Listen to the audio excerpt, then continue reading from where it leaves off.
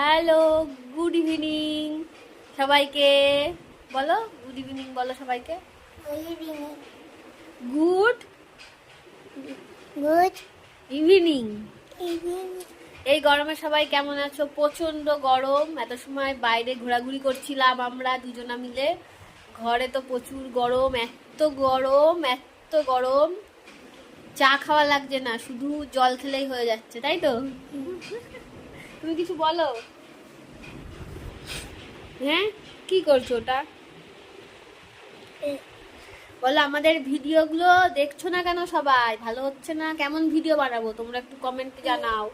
আমরা কেমন ভিডিও বানাবো তোমরা বলো, সেই রকম ভিডিও আমরা বানাবো, তাই তো?